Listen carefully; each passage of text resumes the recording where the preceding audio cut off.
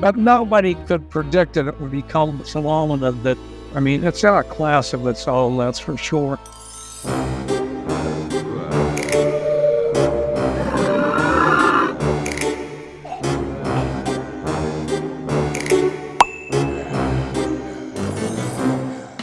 I'm also interested in what you said about George often getting a lot of the credits for the writing, whereas you feel that you deserve a lot of the credits, and I feel you deserve a lot of the credits. But where do you think that sort of narrative came from, that, it was all George, for example? Well, a couple things. Number one, it used to be the producer that got all the credit. He was the auteur, because the producer hired the director, saw the hiring of actors, put the projects together. So, that's why Jerry Lewis was considered a genius in France. I thought he was just a loudmouth interfere with my wish to hear Dean Martin sing. But anyway, and so the director generally gets all the credit. But also when we split up and George was partners with Richard Rubenstein, they did their damnedest to make sure that I got as little credit as possible. So, it was that where I'll always share no matter what. I don't care. I always said, George does one hell of a job directing Olivia. George was a genius with a camera, and he was also excellent. Facts are, he would rely just on my Lauren Deb, but on other projects. I think too much on his head. In other words, he didn't get the material into the camera as sharp and as pointed as it needed to be, in my judgment. And then he would make it up on the sometimes that doesn't work as well as, gathering the right material in the first point. Or just really saw watch them with panels. They're all saying, well, George just lets the actors do what they will. He's very good in that way. He gives us our leeway.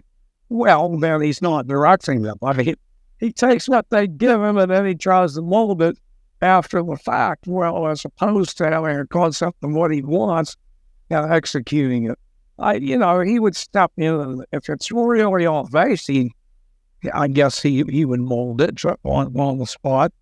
But I still think it's a better collaboration if the director has, a pretty strong idea of what he wants to do, but then also gives room because they're bright, they're talented, they want to help.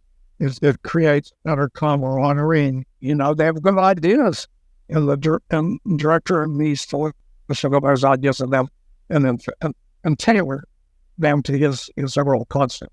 No, that's often what George did not do. Obviously, you were just trying to make a good movie when you made Night of the Living Dead. So obviously you would not have been able to foresee the sort of legacy that the film would end up having. But did you know, or did you at least get a sense that you were working on something different, on something that hadn't really been done before? But nobody could predict that it would become a phenomenon that, I mean, it's in a class of its own, that's for sure. There's no other movie that's gone for 55, constantly on screens and, constantly creating sensation everywhere, that it goes, and that still happens. Funny thing, I was born in 1939. That was a great year for movies, Yeah. Wizard of Oz, Gunga Din, State Fair. Yeah, but even those movies, they're classics for sure. But they're trotted out now and then, or they're re-released on whatever new video device gets invented. But Night of the Living Dead has played constantly for 55 years. So it's kind of a law unto itself. The worst thing about it is it's also the greatest rip-off in movie history. Yeah, we were cheated out of most of the money, and millions of dollars. So, how did that end up happening, John? Well, there was a couple of things. The whole copyright issue, I don't like to go into too much. Gaze into the abyss.